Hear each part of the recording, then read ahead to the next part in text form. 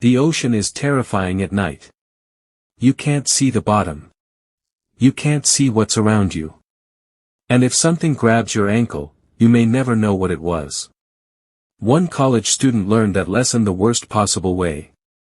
They were swimming alone off the Jersey shore. Then, from somewhere in the darkness, a woman started screaming for help.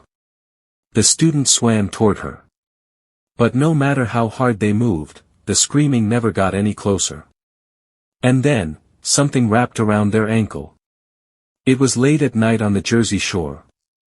The beach was almost completely empty. No families. No children. No lifeguards. Just the sound of waves hitting the sand. The student had done this many times before. They liked swimming at night.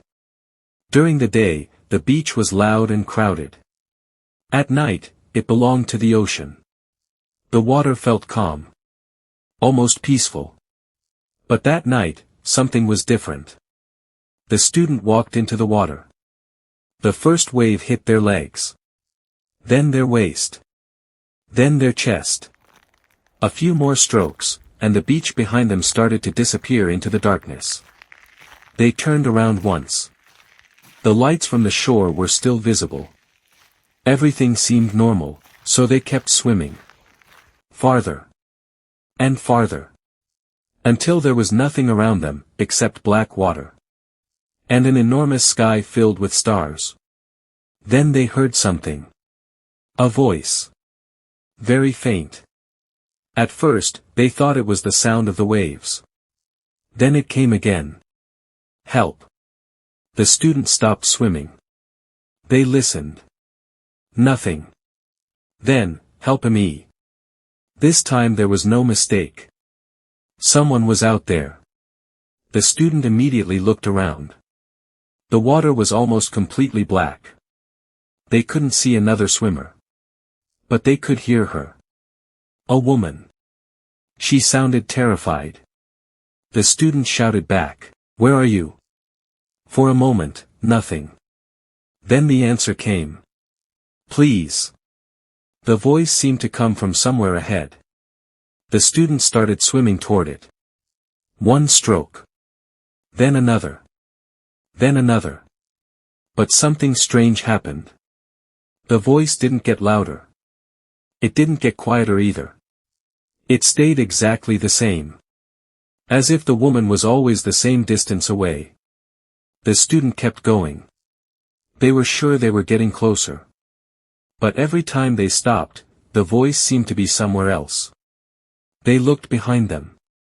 Nothing. They looked to the left. Nothing. To the right, nothing. Only waves. The student began to feel uneasy. Maybe the person was farther away than they thought. Maybe the sound was carrying strangely across the water. So they continued. The screaming became more desperate. "Please help me." The student pushed harder. They were now much farther from shore than they had planned to go. And they still couldn't see anyone. Then something happened that made everything worse. The screaming stopped. Instantly. No final cry. No fading voice. Just silence. The student floated in the dark water. They waited. 5 seconds. 10. Nothing. They turned toward the shore. That's when they realized, they had no idea how far they had swum. The beach lights looked incredibly small.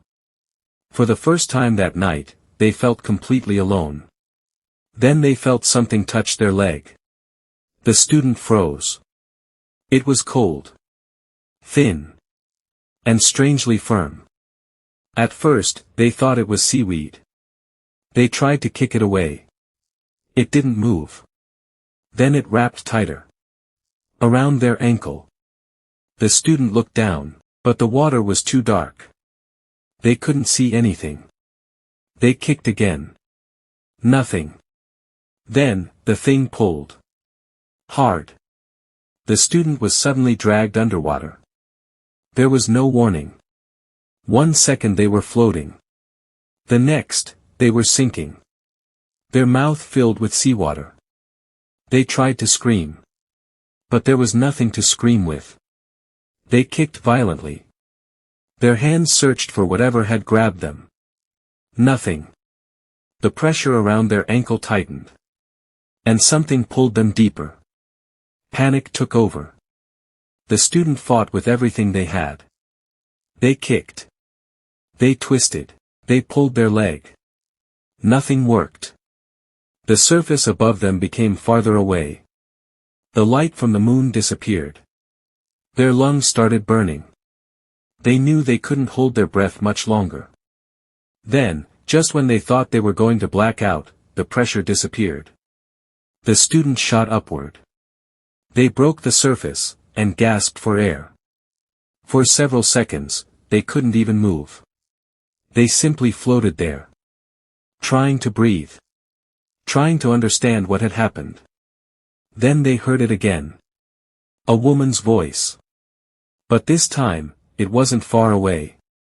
It was close. Very close. The student turned toward the sound. Nothing. Just darkness. Then another scream came from somewhere behind them. Help me. The student didn't swim toward it. Not this time. Something inside them said, "Get out." They turned toward the shore. And started swimming. Every stroke hurt. Their ankle was burning. Their chest felt like it was on fire. But they didn't stop. They didn't look behind them. The screaming continued. Sometimes far away. Sometimes close. Sometimes it sounded like it was right beside them. But the student kept moving. They just wanted land. They just wanted light. They just wanted to be somewhere. The ocean couldn't reach them. After what felt like forever, their feet finally touched sand. The student stumbled out of the water. They collapsed onto the beach. For a few moments, they couldn't do anything. They simply lay there, breathing. Alive. They looked back at the ocean. The water was completely calm. No screaming. No movement. Nothing. It looked innocent. Almost peaceful. And that somehow made it worse. The student eventually noticed something on their ankle. A mark. A strange greenish mark wrapped around the skin. It looked almost like a bruise. But it wasn't shaped like a normal bruise. It looked like something had been wrapped tightly around the ankle. The student tried to wash it away. It didn't disappear. They tried scrubbing it. Nothing. The mark remained. The next morning, it was still there. The student expected it to fade. It didn't. Another day passed. Still there. Then another. Still there. The mark remained for days. And nobody could explain how it had appeared. There was no rope. No fishing line. No visible object found near the student. Nothing that could clearly explain what had pulled them underwater. But one detail bothered the student more than anything else. The voice. Who was the woman? Was there actually someone in the water? If there was, why couldn't the student ever reach her? And why did the screaming stop, the exact moment something grabbed their ankle? There are plenty of natural explanations for strange sounds over water. Waves can carry voices. Distance can be difficult to judge at night. Seaweed, fishing lines, and underwater debris can grab a swimmer. Fear can also make an experience feel much more terrifying than it really was. But the student couldn't explain one thing: that strange mark. And they couldn't forget the feeling of being pulled downward, by something they couldn't see. After that night, the student stopped swimming alone. Especially at night. The Jersey shore still looked beautiful. The same beaches. The same waves. The same lights in the distance. But something had changed. Because once you've been alone in the ocean, and heard someone screaming for help, you never hear the waves quite the same way again. And perhaps the most disturbing question isn't, what grabbed the student's ankle? It's this: who was the woman screaming? Because if she was real, where was she? And if she wasn't, then what was calling the student farther and farther into the darkness? The student went into the ocean that night believing they were going to rescue someone. Instead, they almost became the one who needed rescuing. And somewhere beyond the lights of the shore, the ocean kept its secret. The first thing they noticed was the light. It was floating above the ocean. Not a boat. Not a plane. Not a flashlight. Just a strange green glow, moving across the water. And the way it moved, made no sense. Because it wasn't drifting with the waves. It was moving against them. Peter and his friend had been looking for somewhere quiet to spend the night. They wanted to get away from crowded beaches. No hotels. No tourists. No loud music. Just the two of them, a tent, and an empty stretch of coastline. By sunset, they had found exactly what they wanted. A small, secluded beach surrounded by dunes. There were no houses nearby. No streetlights. No other campers. For miles, it looked completely deserted. They built a small fire. Set up their tent. Ate dinner. And watched the sun disappear beneath the horizon. Neither of them knew, the real night was only beginning. As darkness settled over the beach, the ocean became almost completely black. The waves were barely visible. The sky was filled with stars. Peter sat near the fire while his friend looked out toward the water. Then, he suddenly stopped talking. "Do you see that?" Peter looked up. "See what?" His friend pointed toward the ocean. At first, Peter saw nothing. Then, a tiny green light appeared. Far out in the darkness. It was so faint, he almost thought it was a star. But stars don't move across the surface of the ocean. This one did. Slowly. Silently. And then, it stopped. Peter stood up. The light moved again. This time, it traveled sideways. Then backward. Then suddenly shot several feet across the water. Peter stared. "There's no way that's a boat." His friend agreed. There was no navigation light. No engine. No visible shape. Just green light, floating over the ocean. Then something even stranger happened. The light began moving toward them. Not quickly. Not slowly. Almost deliberately. As if, it knew they were watching. They stopped joking. The fire suddenly felt very small. The beach felt enormous. And the darkness behind them felt even worse. Peter grabbed his flashlight. He aimed it toward the water. The beam disappeared into the darkness. Nothing. No person. No boat. No animal. The green light was still there. Then, it vanished. Completely. Both men stared at the empty ocean. Peter laughed nervously. Okay, that was weird. They tried to forget about it. They went inside the tent. They zipped it shut. And eventually, they fell asleep. But sometime during the night, Peter woke up. He wasn't sure why. The fire had gone out. The tent was silent. For a few seconds, he simply lay there. Then he heard something. A soft sound outside. Crunch. Pause. Crunch. Pause.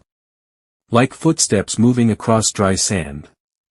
Peter held his breath. He looked toward his friend. Still asleep. Another step. Closer. Crunch. Crunch. Then silence. Peter slowly reached for the flashlight.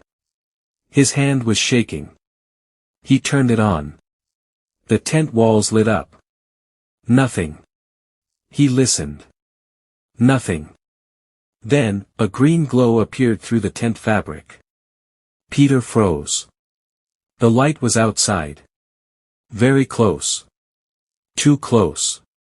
He could see it shining through the thin material. Peter whispered his friend's name. His friend woke up. What? Don't move. The green glow remained outside. Neither man spoke. They waited. 5 seconds. 10. 20. Then, the light slowly disappeared. They didn't sleep again. When morning finally arrived, the beach looked normal. The ocean was calm. The sun was shining. Birds flew overhead. For a moment, they almost convinced themselves the entire thing had been a dream. Then Peter stepped outside. And stopped. There was something in the sand. A perfect circle. It was enormous. Almost perfectly round. The sand inside the circle looked different. Flattened. Compressed. As if something heavy had been placed there. But there were no footprints leading toward it. No tire marks. No drag marks. Nothing. Just one perfect circle, sitting in the middle of an otherwise untouched beach. Peter looked at his friend. Neither said a word. They walked around it. The circle was too perfect. The edges were sharp. Almost measured. Peter crouched down and touched the sand. It was cold. Much colder than the surrounding sand. Then he noticed something else. There were small marks around the edge. Tiny depressions. Almost like something had touched the ground. But whatever had made them wasn't human. Peter pulled out his phone. He took pictures. Several pictures. He wanted proof. Something they could show people later. His friend suggested they leave. Immediately. Peter agreed. They packed the tent. Put out the fire. And started walking toward the road. But before they left, Peter looked back one last time. The circle was still there. The ocean was calm. Everything looked normal. Except, far out on the water, the green light had returned. It was daytime. Bright sunlight covered the beach.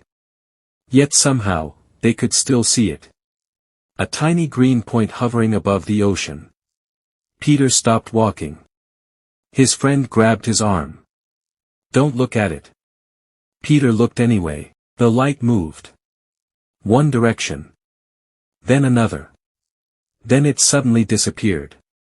Peter didn't wait to see it again. They left. Later that day, they showed the photographs to someone they trusted. The pictures were strange. In several of them, the circle was clearly visible. But in others, the center looked almost blurred.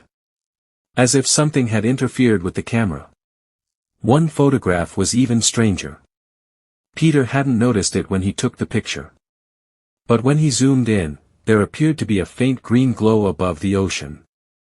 The same light.